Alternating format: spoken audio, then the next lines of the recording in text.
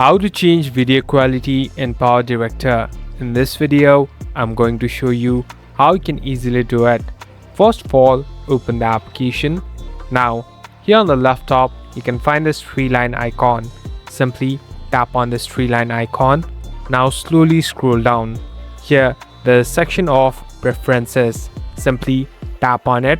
So this is the place where you can find different options and even customize it.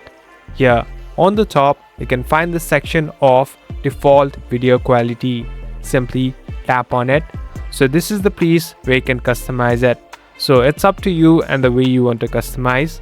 Also make sure your mobile is compatible to it. So select the one that you like. At last, you can simply go back and you're all set to go. Thank you for watching this video. I hope this video will help you.